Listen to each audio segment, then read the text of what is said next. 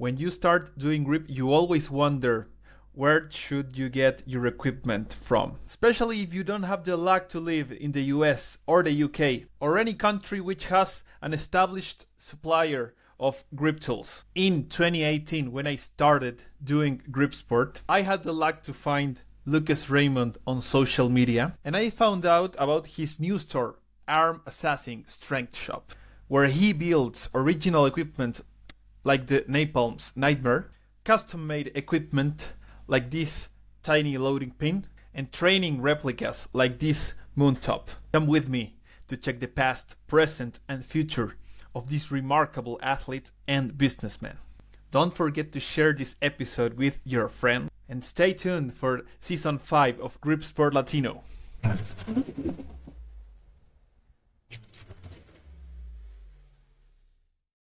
How are you tonight, Lucas? Yes, I am fantastic. Just got home about an hour ago from a grip training session at Jed, so it was a good session. So I'm pretty happy. Excellent. I could see that session on Instagram, and I saw you pull 117 kilos on the Little Big Horn.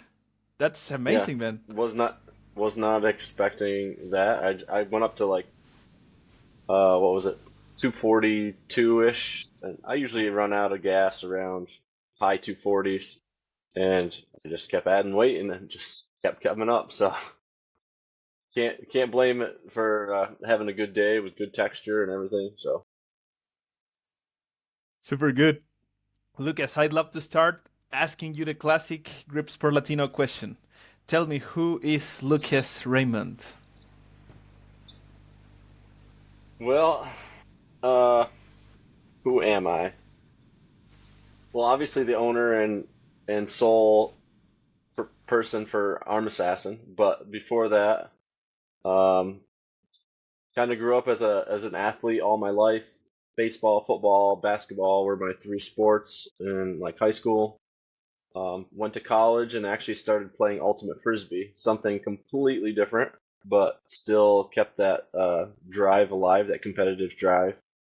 And then after I graduated undergrad, I tore my ACL playing flag football, and then ended up having to go to physical therapy, which then led me into my next path of what do I want to do with my life. I had a biology degree, so I actually decided to go back to school for physical therapy and went through that process, graduated from there, and within the first few months, that's where grip started for me. Grip sport in general. It was when Jed became a patient of mine, and our relationship as friends and training partners began. So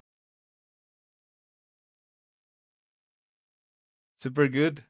And Lucas, I am curious, how old are you? I'll be 40 here in about 2 months. Man, you look so much younger. I mean it. I'll I'll I take that thought as you a were like compliment. 30, like 33 or 34. I don't know. I am 31, so I was like, he doesn't mean like a 40 or I don't know. Yeah, you look young, man. And I also Fresh wanted to haircut and know your height. trimming the beard. Yeah, Yeah. you can't see the gray hairs very Which is well. yeah. No, the internet is not helping, but you look super young here in the show. Perfect. Lucas, what's I'll go with your that. height Uh, and your weight class? 6'1", and I started in '93 class, but I've always ranged. I was always around 205, 210, but I'm actually like 220 now for my body weight. And So have 105 you? kilo. I mean, but were you always like that body weight, or during the years you make sure like to be like heavier or to gain more muscle? And that's the classic for all of us, mostly. No, I've stayed in that 205 to 2, kind of 205 to 215 was my normal window. Now I'm just a little bit heavier than that. But when I was actually competing in arm wrestling, I had dropped all the way down to 187, but that was like one day water cut, lose 10 pounds, weigh in, and then Oh, rehydrate for the next day. So it's like, but so I was back over 200 within 24 hours. Perfect. But 205 to Coming back, 215 like is kind of in my normal. yes, nice. And Lucas, I want to like go back into your story. I heard you had Jet Johnson as your like patient, and Right. how did you start into grip? Was like Jed calling you, "Hey, come to try grip in my gym" or something? How was it? Yeah, that's literally exactly. He's like, you should come. I knew Jed, like I knew who he was because we'd played like men's league softball against each other. I kind of knew him from the community, but didn't actually know him. He was more of an acquaintance. But yeah, as a patient, after the first few sessions, he's like, you should come up to my gym and try some of this grip stuff out. And I eventually did, went there. Couldn't really do much of anything. I mean, I think I was able to close like a 1.5 Captain the Crush, which looking back wasn't too bad considering I had zero knowledge of anything. Um, and then I actually went and bought a set of grippers after that session. And then like 4 months later, we had a contest that I went to. So the only thing I trained was grippers, and I had actually advanced up to a 2.5 at that point, just And with no knowledge. I am curious, does Jet does that with everyone, or did he see so many like special characteristics, like the size of your hands, or were you like strong, like particularly strong? So Jet invited you to try, or how is it? Uh, I don't. I think that he invites basically anybody that's willing. I'm just the one that like I basically just stuck around and never left. Yes, they say it's like a game of consistency, like being like good at grip. It's like eventually they say eventually you will get to a great level, and you are one of the athletes that has been around for a while. I can recall the grip show episode you said 2012, right? Yep, 2000 end of 2012 was the it was like October. Yeah, somewhere October, September, October, somewhere in that vicinity. Yeah, so 10 plus years. And you said that whoa, 10 plus years, and I can imagine that the grip scene was pretty different back in the day. Like on that contest, do you remember which disciplines did you had to like do on the contest? I mean grippers, block like I don't remember if we did block set or if we did mash monster. Then we did the Euro pinch, and then there was a medley. I can't remember what the other uh, event was, but one of the memories of the whole contest in the medley. So this was based on it was for people that were kind of Jed was training or coaching was kind of because like Carl from Norway was there, or yeah, I think Norway, and there was a bunch of people from like 1,000 plus miles away in the U.S. that had flew in for the contest, including a guy from the West Coast. Um, but the one thing in the medley that I didn't do was a phone book tear, and it was like maybe like an inch thick. It was so thin of a phone book, but I did all the rest of the items, and I had no idea how to tear a phone book. So I was like, it's just a funny memory that that was the one thing that I failed on was this simple phone book that if I had any, I needed like 2 minute session to show me how to do it, and I could have done it. Like, And well, you mentioned that on the first session you had, you tried the grippers and you bought the set of grippers, but regarding to like grip tools, which were the first ones that you tried, like rolling handles or any pinch device? What are your yeah, memories regarding that? I mean, the Euro obviously because Jed was huge on that when I first started, and then Rolling Thunder. Those were kind of that was the old plastic handled version that was like Gen 1, or technically I think it's Gen 2. Gen 1 I think there's only a couple of, but um my memory is terrible about remembering contests and stuff like that. So it's but there he had blobs, he had the inch dumbbell, but at the time I couldn't even come close to the inch dumbbell. He had a 127 shot loadable, so I was eventually able to lift that fairly quickly. Less than a year, I was able to get to a 50-pound blob. Uh, and then for that next June, I was trying to qualify for nationals, and because I couldn't meet like majority of the criteria of what I needed to do. But then I decided to bend it. So he showed me. I think Rinderly at the contest that first contest showed me how to bend a 60 penny nail with leather wraps. So then Jed's like, "Well, here's a red nail if you want to try that." Then I was the first time I actually touched a red nail and saw a red nail, I was able to bend it double overhand and double leather. Oh, It took me like 7 or 8 minutes though. It took me forever, and it was like all out everything I had for a long period of time. So eventually, I was able to train up to and certifying on the red nail, and that automatically got me into grip nationals for a qualification that oh, first year that I was able to go. So, but then after I did the red nail, I was actually able to slowly start knocking stuff off the list that I would have qualified anyways. So. excellent. And do you remember, like, back when you started, was there any discipline that was like naturally easier for you? Not really, which is kind of weird. Like two hand, like pinch, I actually struggled on initially. It was super frustrating. Uh, like on the Euro, I sat at like I was trying to get 175 to 185 pounds for two hand pinch, and I sat there for like 6 months and could never get above 185. And then all of a sudden, I figured something out, and I was able to like skyrocket. So initially, I'd say blobs I did was probably the best when I started, um, but not really anything in particular that was good.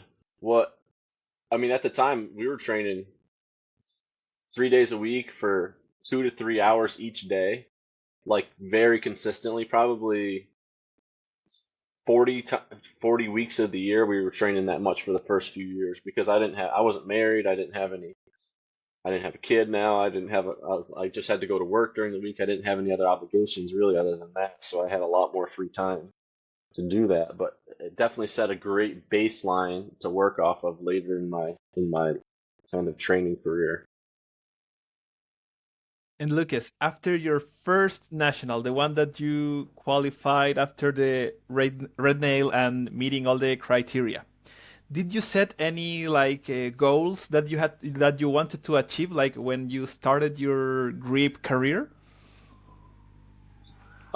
I mean, just the kind of the feats that like you'd slowly like eventually lift the inch dumbbell, um, close a number three gripper, like those kinds of.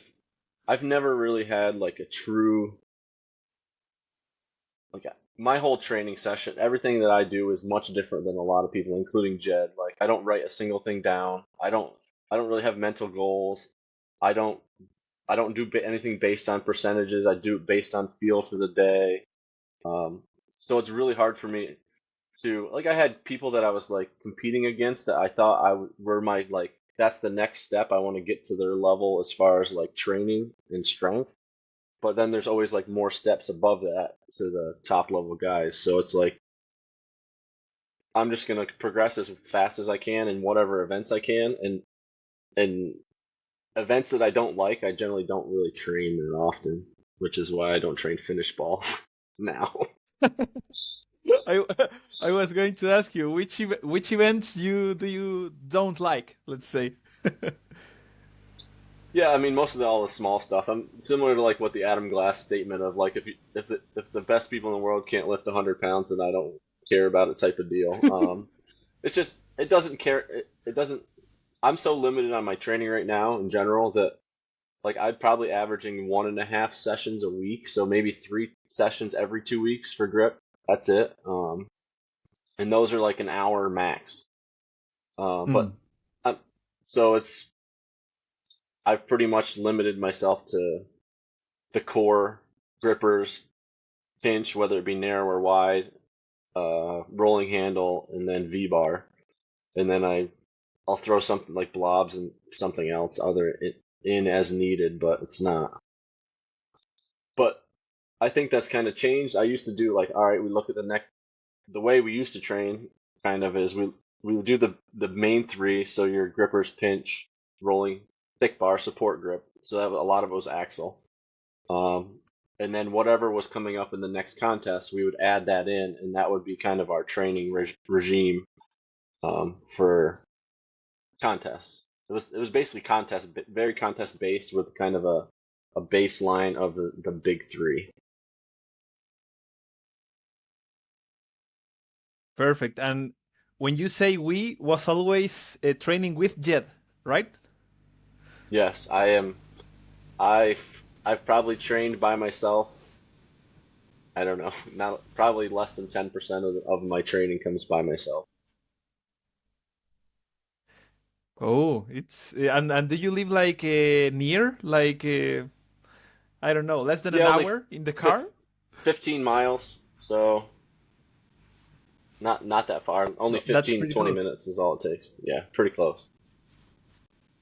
Perfect. And I want to jump into some feats.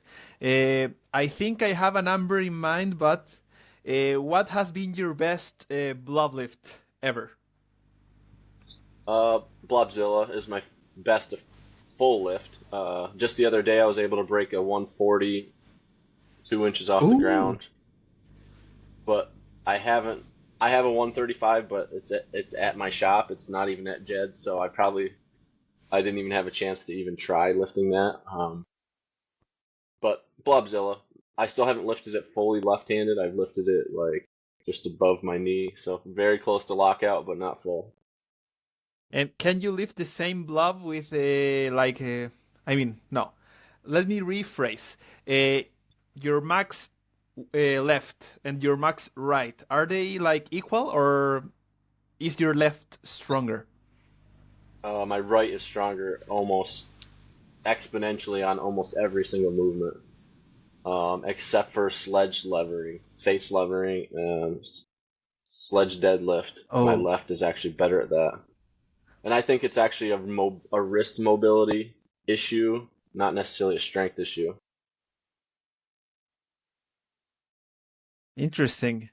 And with blobs, uh, to progress with blobs, did you have to like have all the small increments in like real blobs, or did you use another like strategy during these years? I mean, that's one convenience of having Jed is I've had every access to every single implement that we would ever need, including blobs. Um, and then I actually bought a set of all the legacies above. He had Blobzilla, but then I bought 105, 110, 115, 120, 125, 130, 135, 140, 145, 150. I mean, 150s are still dumbbells. They're not even cut yet because neither of us have lifted the 145 to even worry about cutting them. So Perfect. And well, I am fairly new regarding to blobs, and here in Chile we are like kind of new into blobs as well. And I wanted to cover, since you are physical therapist, have you ever experienced any injury related to blob lifting?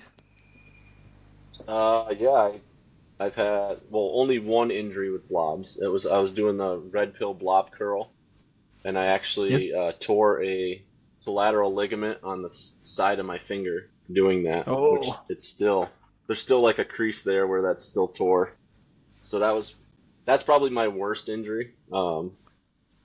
Three pulley tears, but other than that, I've dislocated my thumb twice, but those just slid back in. No long term injury there, just kind of a pop out, pop back in. But yeah, the index finger with the blob curl was probably the worst injury that I've. Which the video is on Instagram, and if you turn the sound up, you can hear it actually tear. oh man! Like a, I want to Yeah, it see it, was. but it's like, oh, it gets me I mean, nervous. it sounds like my knuckles cracking. Like that's what it felt like to me. But then once the kind of initial phase of like what happened wore off, I'm like, yeah, it's not like my knuckle just cracked. Something tore on the side of my finger there. And when And did I've this done injury happen? I've done hundreds of blob curls. I mean, probably Eh? 500 plus blob curls, and so it's not like it's a new movement for me. Um, I'd have to look. About 2 years ago, two winters ago. It And took 7, 8 months for it to heal. oh, and have you ever like curled any blobs again after that injury? Not a single time. Oh, Not, so it's you not. prefer to stay away from that, right? After. Yeah, and I was close. I had gotten Blobzilla to like parallel to the ground on a Oh, curl. that's Um, huge. so which would have been the first person to curl Blobzilla, but now it's just not worth the risk of setting me back that long term. And so this was your right hand, right? Yeah. And when having that 8 months injury, did you like keep training on your left like regularly as you were before, like to compensate that you can use like the right? I'm going to use the left. I took probably 2 months off without ever touching anything. I mean, I was doing general training, but not anything grip specific. No, I generally just try to take some time off with both hands and just kind of let them recover both, because I can't risk with the fabrication and the welding. I can't risk getting hurt, having both hands hurt at the same time. Like it's just there's no way it would work. Oh, but how often do you take like these breaks? It's like every 3 months, or just when the body asks you to? Like, oh, there's an injury, there's a break. How do you manage it? Well, I don't necessarily train a lot, so my recovery is fairly good in general. Like Jed's very consistent. Three three times a week grips sessions. Like I said, I only train one, maybe two at most a week. So I'm pretty recovered every week. So, but like depending on like this fall, it's gonna be hunting season, and so it's like I may go a week or two here and there where I don't train at all. Um, and then obviously vacations, stuff like that. So it's hit or miss. I'm consistent, but not consistent. Like I do enough to maintain pretty much all my strengths, but a lot of times I won't be able to make huge gains um, without becoming more consistent. So it's like just enough to stay steady across the line. Excellent. I want to jump into pinch. One of the most impressive feats of grip that I see you do, considering that you are like sometimes lower than, or maybe always lower than 100 kilogram body weight. You are able to pinch two reds, two plates of 25 kilograms or 255, I think, 55 pounds, Yeah. the Yep. calibrated ones. Man, how did you get there? I'd love to like do that fit, but how long did it took to you like to get those like get that strength to pull that off? I mean, there is a little bit of technique difference. The width of two reds is actually very optimal for what I like to pinch, so I think that helps a lot as far as the having that strength. But I mean, I did a lot of just 245s, 220 kg plate pinching, and then we would add weight. I did that with Jed, one hand flask, one hand euro. We did a ton of that. Uh, I always liked one hand better because my right hand is significantly better than my left. So like on the flask, I've done 127 right-handed, but I've only done 107. So it's like 20-pound difference on one hand pinch left and right-handed. Um, so that's why I prefer one hand, but uh, over two hand. But yeah, just it's a feat I like. It's a movement that I enjoy, so I train it a ton. It's like V bar and pinch. If I had to pick the two movements I would do in a session, those would be the two things I'd do just because I enjoy them the most. Which then carries And over to being better at them just because I've done a lot more volume now. And did you have to like go through like pinching two blues before pinching two reds, or you can like jump into the reds without doing the We don't even two have blues blue. pinch? We don't have two Oh, blues. We only have red calibrated. I now have two blue, but I I had actually never even tried two blues until Clint brought his down. And those are actually narrower. They're not as good width wise for like I can still pinch them, but I actually prefer the width of the reds over the width of the blues. Just it allows a better skin stretch, a better thumb bite. And it's crazy how just a small difference in kind of thickness can make, even though it's 20 pounds heavier, can actually make it a lot yes. easier. And speaking about pinch, the pinch York double D's, have you ever been able to pinch that with one hand? What's that? Sorry, you broke up for a second there. Oh, the I was asking if you could ever pinch two York double D's. No, I haven't. That 4 inch width is not.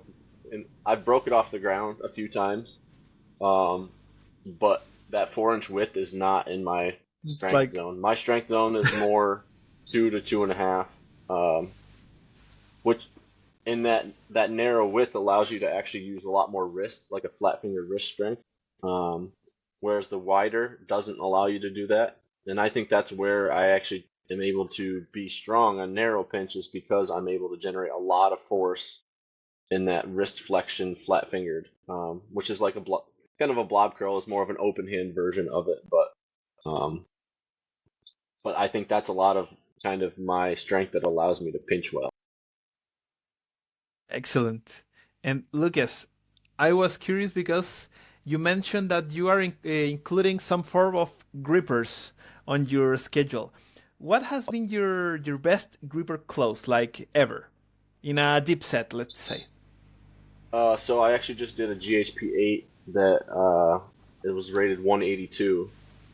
What was that, 3 weeks ago? And I did a block set, which is Nice. by far I did a good mash monster that was clearly closed. The block set was like questionably closed, but the mash monster was fully closed. Today I And did a I am not sure. 168 Yes, tedding for a triple. dude, that's awesome. And Yeah. do you have the? I don't know if you're on the list, but are you certified on the number three, or do you plan to eventually do that certification? Well, I actually have my name removed from all Iron Mine lists because of the crap they pulled with the Gold Nail and Derek Graybill. I requested my name removed from all Iron Mine lists, so I have zero interest. Oh, sorry to hear that. I didn't knew. No, I, no, uh, it's just it. I didn't mean to be Uh, like triggering you with the no, question. no. I mean, there's a few pieces of equipment that I think they do really well. Like obviously, Little Big Horn Hub, their grippers, their quality. The rolling handle's been a piece of crap ever since they created it, and they continue to just make more crap. And it's too expensive.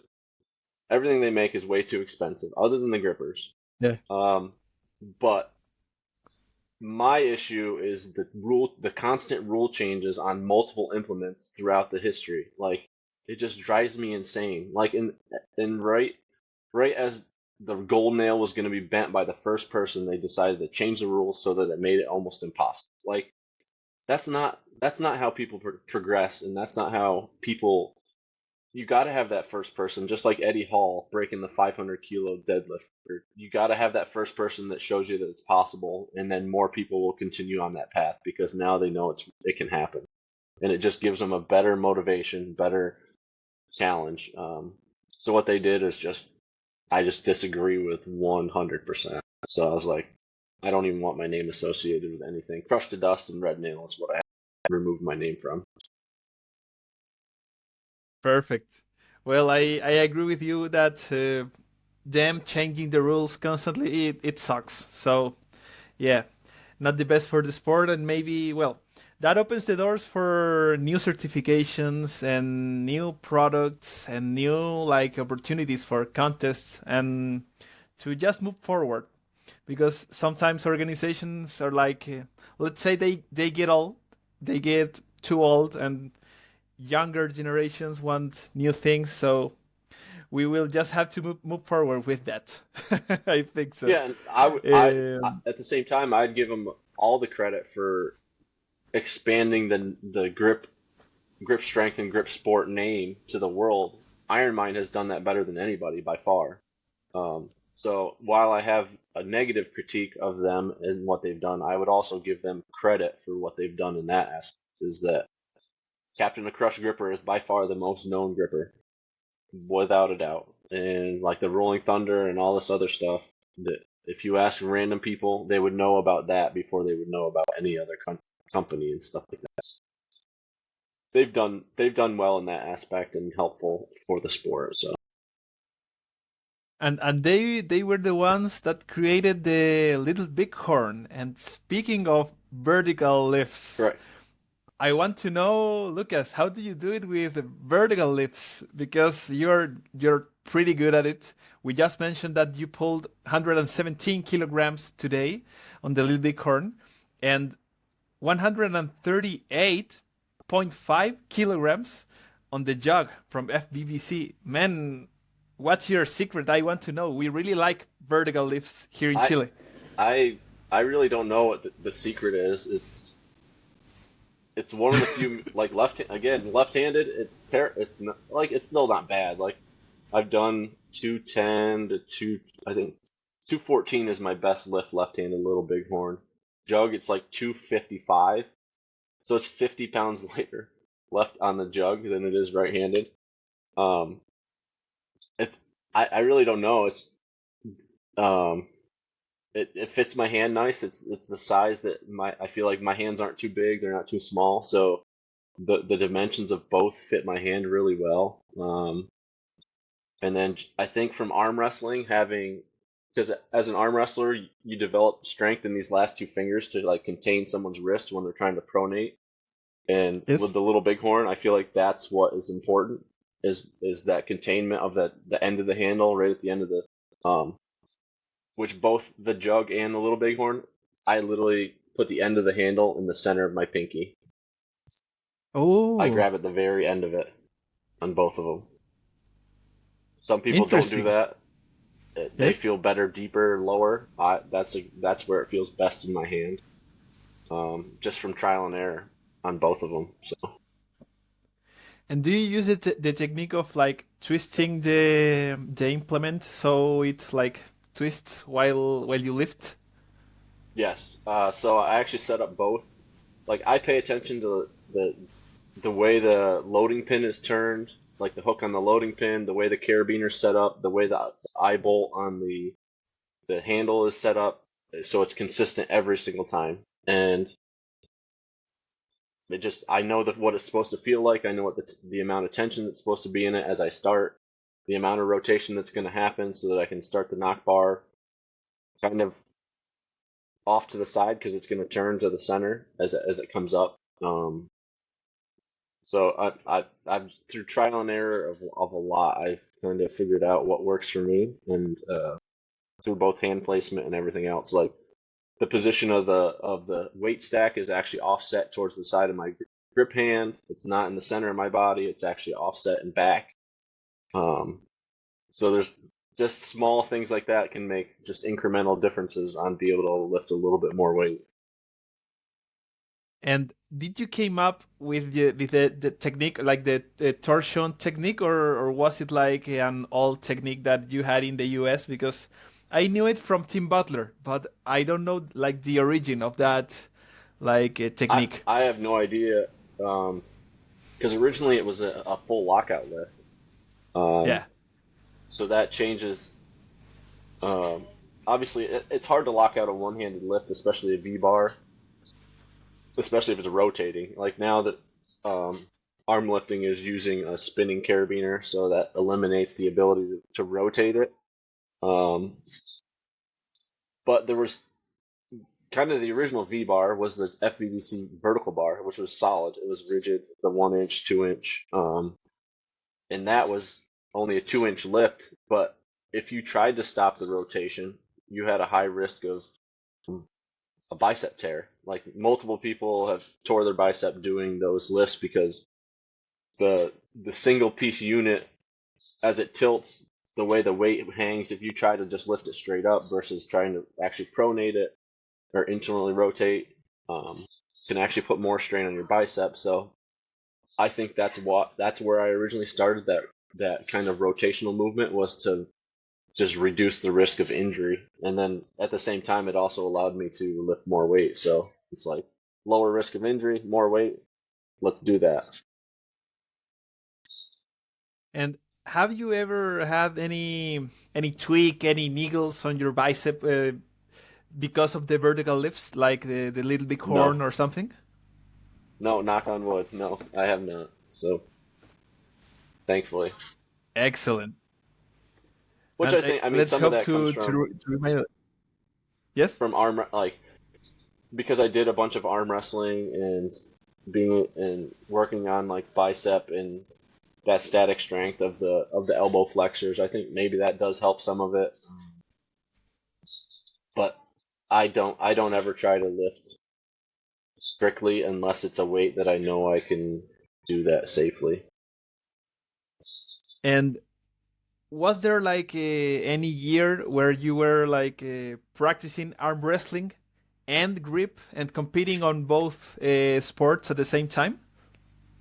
Yeah, so from 2015 until 2021, I competed in both at the same time, which was And challenging to say the man, least, because arm wrestling didn't allow you to train certain movements just because of the aches and pains and general tendon discomfort that you had from arm wrestling. I But mean, I've actually, when you arm wrestler, the elbow is like fucked up, man. yeah. So I actually, the reason I quit arm wrestling, the Arnold, what was it, 22?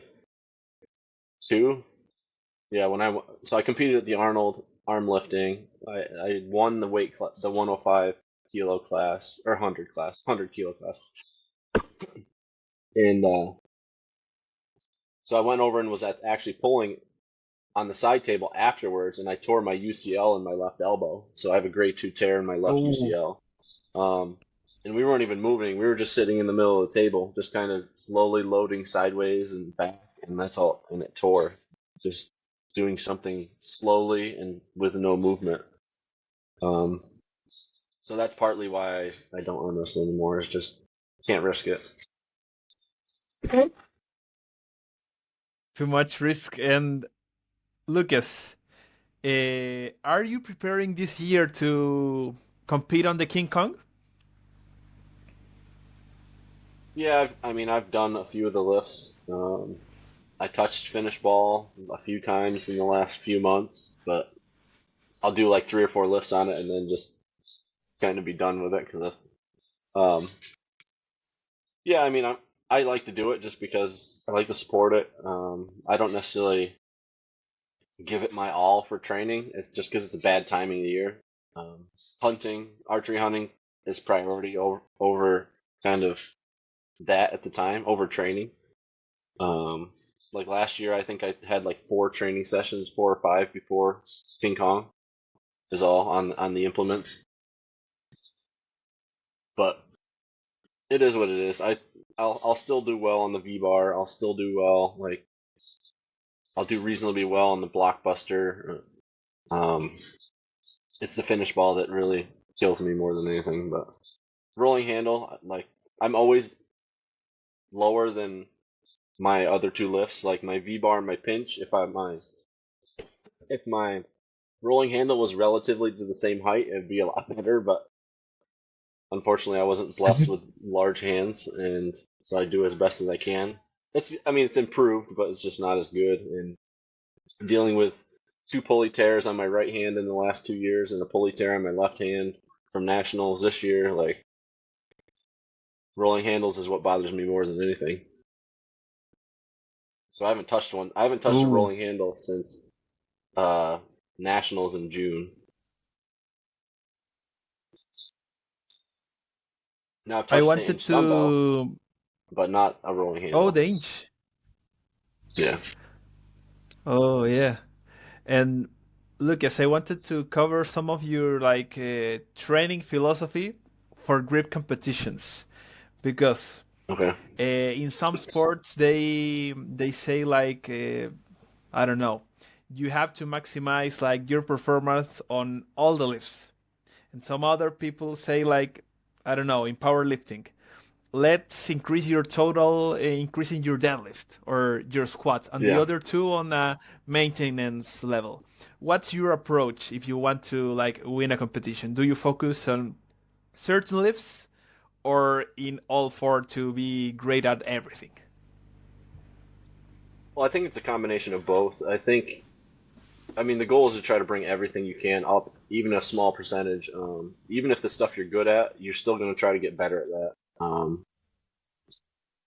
But I think it also depends on the style of the scoring in a contest. So, like, nationals this year was strongman score, a reverse strongman. So, like in the Little Bighorn, I had taken first place at 230, 232, or two mid somewhere around mid to low 230s. So I didn't have to even take another attempt after that, even though I potentially could have um, gone up 5 to 10 more pounds. So, uh, and I knew who was going to be there. I knew roughly where they felt came in as far as little. So there's certain like King Kong. Obviously, there's tons of strong people in every event, so you're going to try to lift as much as you can on every single event.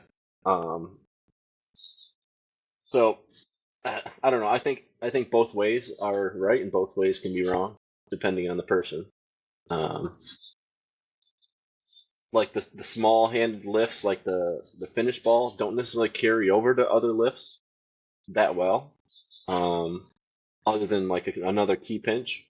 So that may not be something that someone wants to prioritize in their training. Whereas your 3 inch block pinch, your rolling handle is you're generally going to see that stuff all throughout the year in contests. So that may be something that you want to prioritize.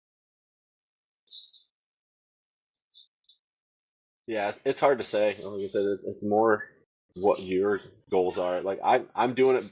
I'm doing it based on what I enjoy. Like I'm kind of past the part of where um, I'm gonna do it even if I don't like it type of deal.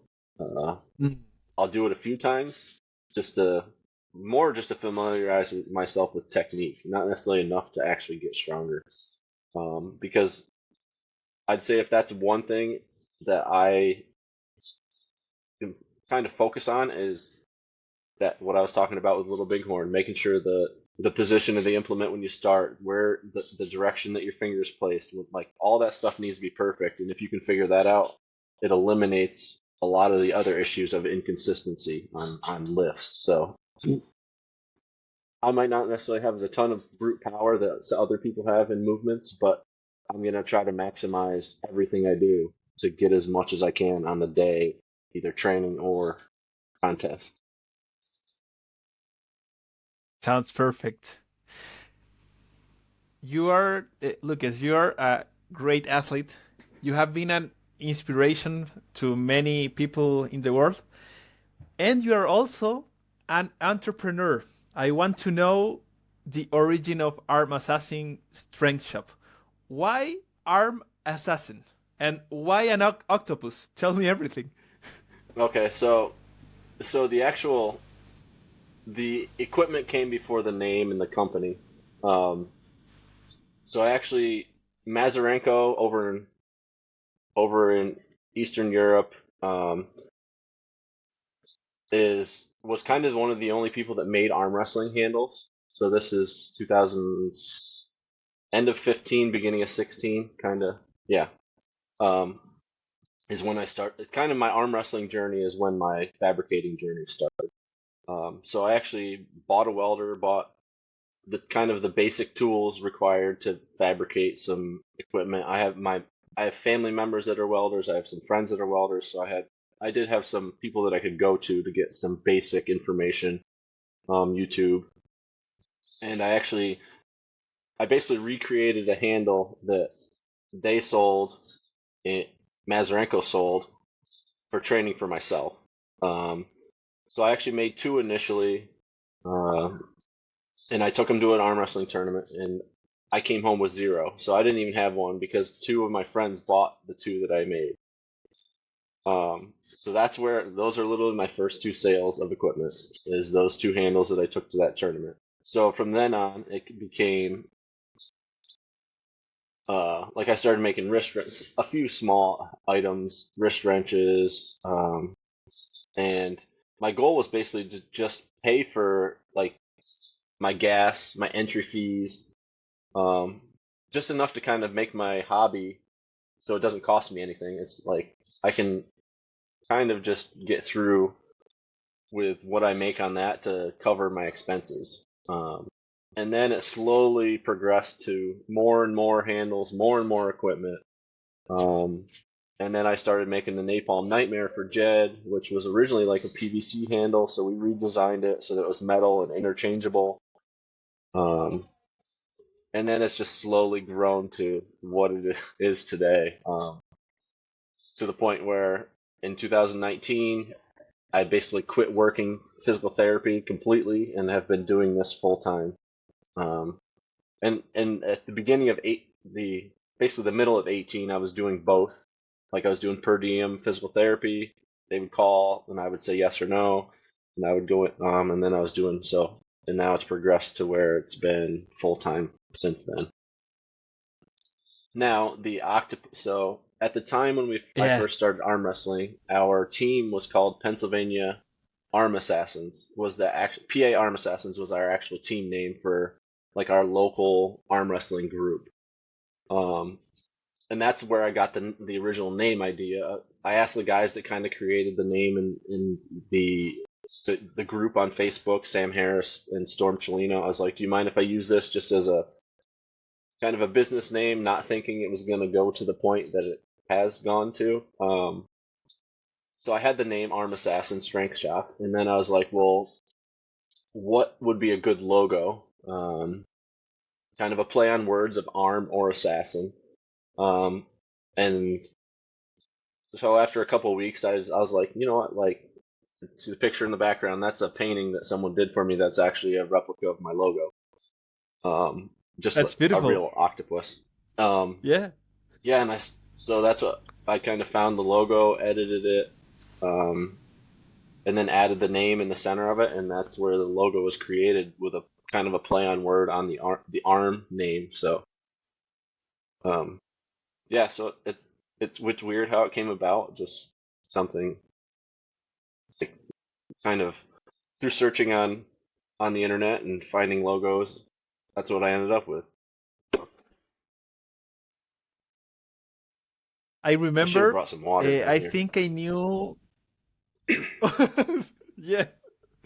I think I remember maybe my first purchase from Arm Assassin was in 2019 or 2018. I'm not sure, but I remember that. Well, the page was like you had less items than today, of course. And I remember you didn't Yeah, have like the shipping and the store clothes and all the front page messages like disclaimers. A lot, yeah, maybe a lot has happened like during all these years, and I wanted to like jump firstly into the clothing line. Man, I haven't had the chance to buy a shirt yet. But man, how did you came up with the idea of offering the shirts and especially the colors that they have because they are super nice. yeah. Um, it's definitely a the idea kind of came from Rogue. Rogue was making their shirts that kind of had the similar color patterns between like different colors. And I just liked the way it looked. I liked the simplicity of it. I liked the way. So I was like, Rogue rips off everybody else. It's just a shirt design. I'm not using their name, so like, why not just use the kind of that idea with those color palettes and um and that's honest. That's honestly where it came from. So It's perfect. And Lucas, what's like the, let's say, maybe craziest or furthest country that you have sent equipment to? I think I'm over Like 70 somewhere in countries now. Asia So, or Russia? I mean, I've sent Russia. I mean, Australia's one of the furthest. Guam. Um, little. Where's the? We sent an arm wrestling table to the middle of Africa, and I don't remember what country it was in, but Ooh. it was it was a set of handles, arm wrestling table. A bunch of people pitched in to donate this to these guys that were in there, but it was like 700 and some dollars shipping for all the stuff to send it to where it was in Africa because it was so rural. And did you happen to send any like grip sport equipment in Africa? Like because I am super curious about knowing if there's grip people in Africa because they are like super strong, or that's what I think or what I heard. You know? Uh, I mean, I think so. I would. It's so hard for me to like. I barely keep track of what goes where because having to fabricate for three different. So I don't fabricate just for my company. I fabricate for two other arm wrestling companies too. So between the three Oh, companies, it's really hard for me to keep track of where things go, who's buying what. I usually just I print off a shipping label, I flip it over, and then write their order on the back of it, and then they sit on my packaging table upside down. So I until I stick that label on the box or the package, I generally don't even see who ordered it, what it is. Um, it's kind of I mean, I've done I don't know. I can look. Let's see how many orders through Arm Assassin. So 11,000 orders for Arm Assassin since I opened the website. So it's quite a oh few, man! and Yeah, then the other companies on congratulations, top of it. But yeah, it's like I said, never in my wildest dreams would I ever imagined it getting to the point that it is right now, to where I am making a living supporting my family with a fabricating welding business for arm wrestling and grip sport. Literally, when I tell people they're like, "There's that much of a business that you can make a living off that," I was like, "You have no idea how busy I am." man! I really like it, and I am not sure if you well, maybe not, but I asked you like in 2019 from my personal profile if you could do Dini rings. I don't know if you are able to like maybe you know how to do it, of course, but I know some fabrications are harder than others. That guides me to my next question. Bluffs and inch dumbbells, are they under your radar with Arm Assassin? No, not at Like all. you That making requires a them? found. I mean, no. I mean, well, I don't one. I don't have a lathe to do lathe turned, or two, access to a foundry. The closest foundry is like 45 to minutes to an hour, and they don't do anything small. They do like huge companies, like $1 million orders. Um, so Oh, that's a no. I mean, it's just. I mean, I know Micro Gains is doing a blob trainer where they took a fat man and so the top it's basically the top of a fat man and then it has a loading pin underneath it that's very short. It's only like a 4-inch loading pin. And so the shape is exactly like a fat man, but they're doing that out of cast aluminum. So they're melting it and pouring it themselves. Versus where oh, steel and all that stuff, having a foundry is a lot more challenging to be able to melt steel down and pour it into a mold. Um, I don't have time. I don't have. I mean, I'm the one welding all this stuff. I do have part-time help that does help with kind of a little bit of packaging, building the arm wrestling tables as far as like the tops and the elbow pads and the pin lines.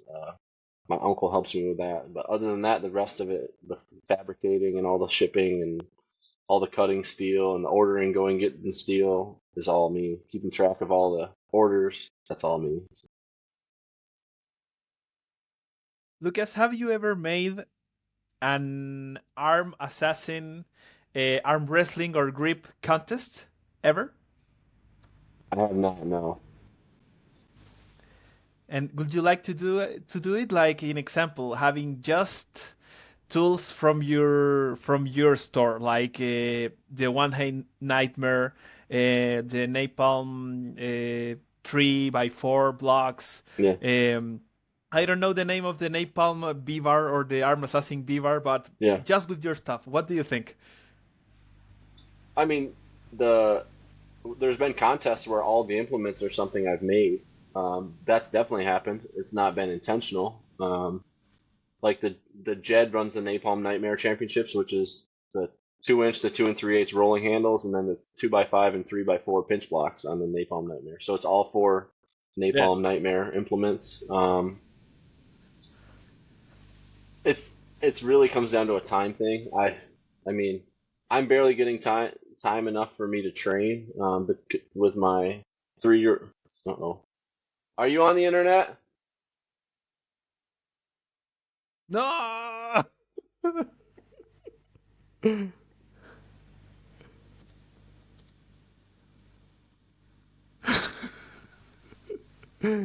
Uh,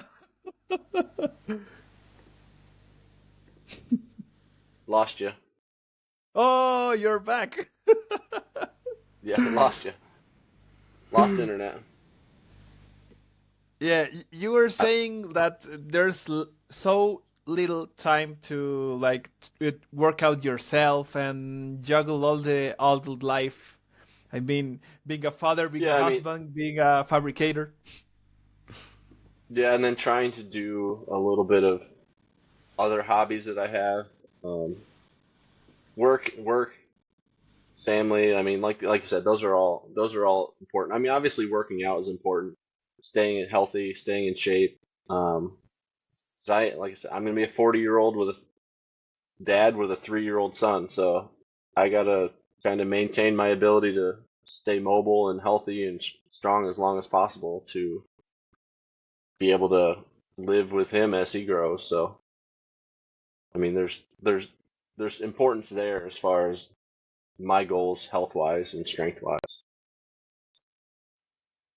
But well, remain healthy and remain active are like your main goals right now, or do you have any other like long-term goals that you would like to achieve, like grip sport wise, in some future? Uh, Not really, honestly. Um, like I said, I do it more because I really enjoy it now. I don't feel that same.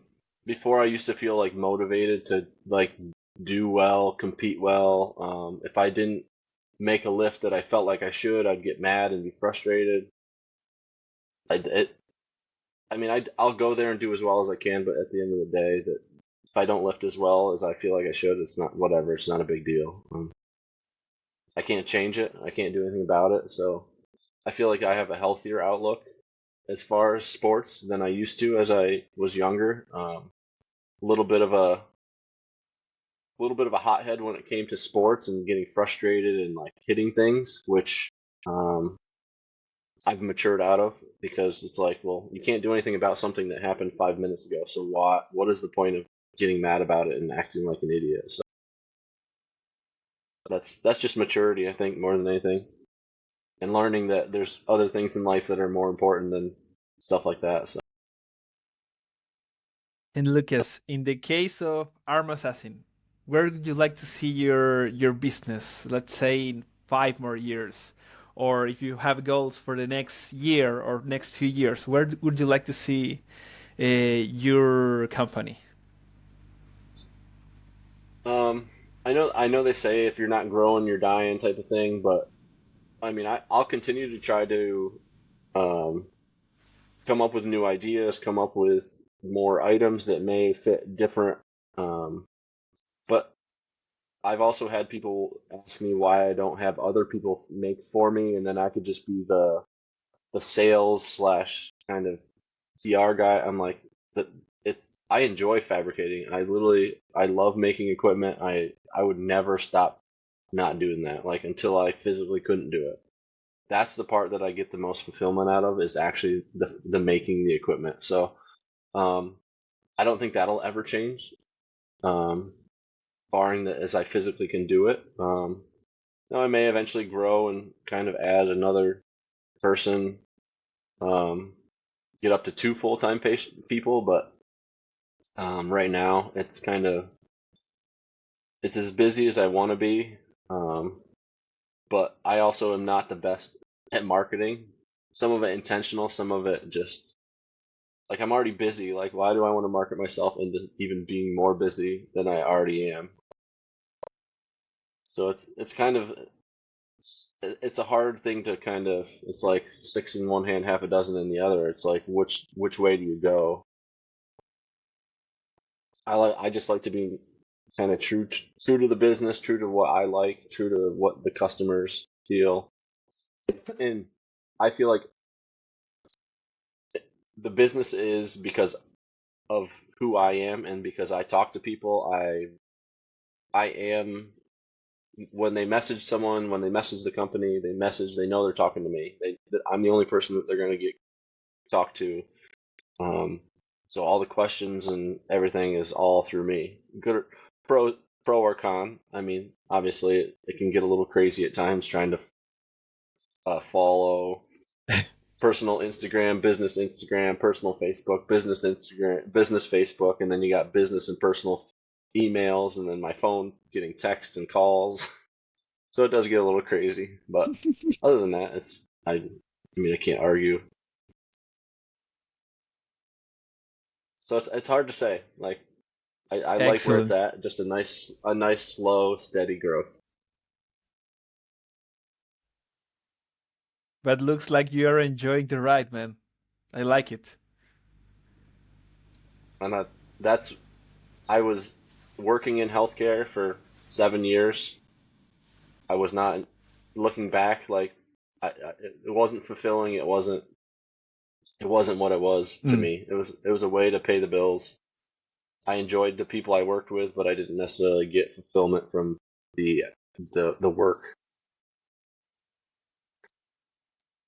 Yeah, that sometimes happens. Like I think to most of us it happens with the like full-time job. But yeah, Yeah. if you have the blessing like to hit like the jackpot with a good company, well, man, that's a good one to enjoy, to fulfill, and the business is like a reflection of its owner. So yeah, I can guarantee.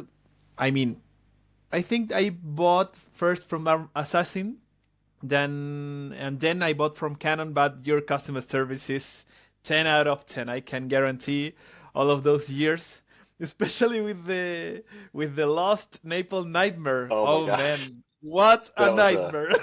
it was literally that was a pain in that the was rear end to say the I least. I don't think yeah, that may because have been the well, but longest. That may have been the longest something has yeah. sat in customs and then just got turned around and sent back to me like 4 months later. Like it wasn't like a week; it was like Oh four man. months that it took to get back to me, and then we had to resend it back and hopefully cross our fingers that it made it this time. Yeah, customs And it is did, not and I am fun. super thankful for that. Yeah, Yeah, custom can be shitty, yeah. And like people will but be yeah, like, well, but they'll get like a notice that they were supposed to receive their item like a week ago. I'm like, well, it's been in customs. There's nothing I can do to make it go faster. Like literally, it is sitting in customs in your country or was stuck in customs in the U.S. leaving our country, and it it doesn't matter if it says 5 days shipping. It's whatever customs wants to do with it and how long it sits there. actually, I think in the case of Chile, it is always 5 days shipping from the US to Yeah, Chile, but in customs, it may be like 3 more weeks or more. yeah, yeah. So that a lot of times it'll say 4 to 5 days, but then it's like, how long is it going to sit in customs before they release it to get taken to your house? Like you said, 3 weeks, a month. Who knows? Yeah, it's out of your control. Well, Lucas, we are arriving like to the end of our interview. I would like to know if you happen to have any question for me or for the Gripsport Latino project or for we people in South America trying to do grip like in the US. Well, one, how is your training going in general? Like, I'd definitely like to know that. Well, this year I wanted to host a lot of competitions. On the first one, we had 11 people, and I could do PRs on all of the grip tools. That was great. And on the Yeah, second one, everybody's getting a PR. yeah. First time attempt PR. Yeah. I mean, yeah, but it wasn't my first competition like for me because the first one Oh, was in yeah, true. 2022 in New York. So it was my I second forgot and about I that. could PR. Yeah. But on the third one, which was like 2 weeks ago, we had 22 people. We went to another gym, Nice. and it was a last man standing format, and maybe it was a mistake from me, but I gave everyone 1 minute per attempt and 10 attempts per Oh, discipline geez. with Yeah, 4 disciplines. Man, for you were me it there. was That was a long contest. man, for me and my wife, we were there 14 hours. And for the athletes, 8 hours. It was, fucked up. So I didn't PR. I won the event, but I didn't PR on anything. Oh, actually, it was the first time I competed in the one hand flask. So that was a PR Yeah. for like for GSI, you know? But yeah, I couldn't optimize my performance and Well, it's definitely I hard trying to run a contest and organize it and compete at the same time is not yeah. easy at all. And actually, a lesson from the first contest was to have a judge, which was not me, have a loader that was not me, and have a That scorekeeper helps. that was not me. I mean, on the first time, yeah, on the first time it was Pablo, my friend here in Chile, who is into grip as well. But yeah, we had a lot of more people helping, and I had some pain related to bench press, like a fucked up shoulder, fucked up elbow, and recently like a little tweak on my finger while doing some block sets. So lately I have had like some tiny pains, so I had to like make sure I was like doing I mean, eating well, sleeping better, and Yeah. adjusting tiny things on the workout. So that's why I mainly asked you like about the injuries related because injuries may appear. We are not teenagers anymore, so we have to be No. careful if we want to be on track for the long run. You know? Yeah, and like the the pulley tears were all on fingertip related lifts. So the first one was Yeah. on the tips tester. Actually, Ooh. no. The second one was on a thumbless axle, which is just outrageous how that even happened. But and then the last one at nationals was on the rim lift, the barrel strength. I can't remember what it's called.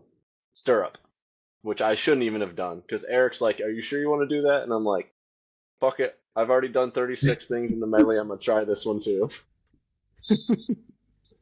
Yep. And then I injured myself because of it, so it was Oh, stupid on my part. Ego, a little bit of ego got in the way, but I won the medley, which is probably one of my proudest moments that I've ever had in grip, which actually allowed me to, for the first time, beat Jed in a contest. ooh! Congratulations. That's not easy at all. We were tied. We were tied going into the last event, literally down to the point Oh, something number.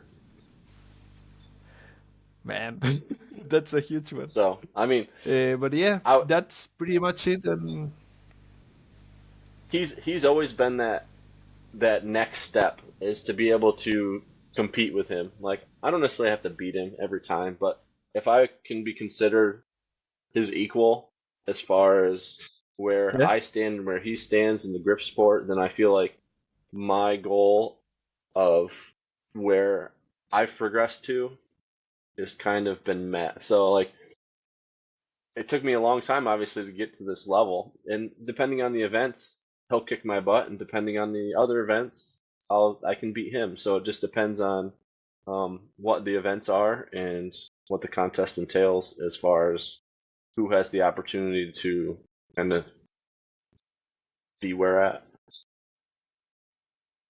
Excellent. So to wrap up, yeah, training is super good. I recently got into a new job, like a desk job. So I have been like a little more stressed, but considering I am feeling more stressed, I want to work out even more to like Yeah, which is go always back plus. to my center. You know, it's like so I have Yeah, been like really training 4 or 5 times a week, doing my powerlifting as well, squat, deadlift, benching again, overhead pressing again, and feeling good. So training is going well. I am going to host my first King Kong this year, so I hope to have a great venue like the Gripsport Latino venue. So that's the goal right now. And after King Kong, maybe I will focus on blobs. I have a 110 legacy that I haven't lifted and that I want to lift.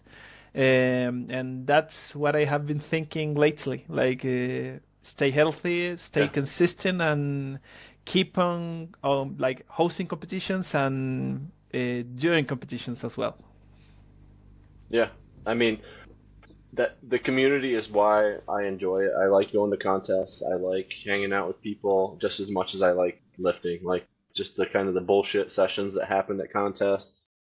Um, it's fun. I mean, people with same similar interests but come from different backgrounds. As far as like what we do for work, what we do for other hobbies, that's what makes life interesting. But um, as far as how I can help the Latino grip sport community, I mean, let me know. Other than figuring out a way to reduce shipping costs and duty charges, if I could figure that out, I would instantly do it. But I think you helped me with that one time with the inch dumbbell like loadable trainer. I think yeah, the full price was so cheap, and I was like, wait a minute, maybe I had some help from Lucas. I think so. well, no, I mean, I try to help people with duty costs. Yeah. I try to lower it a little bit to try to help um, with that shipping, with that invoice, but you can only do so much because they charge you duty based on the shipping cost too, which I can't change that. I can't even.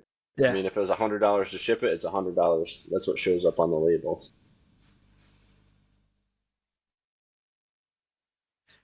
No, but yes, I mean, your company it's a huge inspiration for a lot of us. I personally started like welding some tools myself. I would love to have a web page eventually, like, but I will do it like guided or based on what people want to have or what do they need. Because if I Yeah. had like I don't know, an ingot block. Maybe they don't know what that is or what's the backstory. So Oh, maybe in the I mean future that's I'm definitely. going to do it. You know? I mean that's definitely something I would put as a negative of what I don't do well is I really should have a video of like how everything's used, like what its purpose is, like original, like my.